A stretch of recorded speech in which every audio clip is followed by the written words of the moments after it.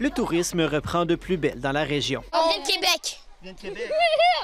On a fait une sortie spéciale avec notre oncle. Puis on s'amuse vraiment. Les gens sont sympathiques, là, puis la bouffe est bonne. Et on en profite étant donné la conjoncture mondiale, on préfère rester chez nous. Comme ici, au centre de trampoline Hopla à Val-des-Monts, qui a ouvert en juin et qui a plus que doublé l'achalandage et les revenus du parc Arbrasca-la-Flèche. On a le vent dans les voiles, on est vraiment content du démarrage de cette saison-là, du lancement réussi du produit.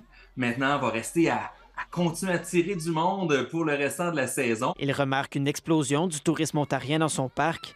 Le parc Omega bat aussi des records cette année avec un taux de fréquentation qui a augmenté d'au moins 5 et ses hébergements fonctionnent souvent à pleine capacité. D'ailleurs, Tourisme Outaouais constate une hausse de 5,2 des réservations dans les hôtels pour le mois de mai par rapport à l'an dernier. Ce qui veut dire que les gens viennent visiter la région. On commence à dépasser là, les statistiques que nous avions avant la pandémie. Le portrait est légèrement différent à Ottawa. Si Tourisme Ottawa constate une hausse des visites par rapport à l'an dernier pour les mois de mai et de juillet, elles n'ont pas encore atteint les niveaux pré-pandémiques. Les organismes de promotion du tourisme restent tout de même optimistes pour la suite de la saison. On est souvent une destination d'organisation ou de planification de dernière minute spontanée.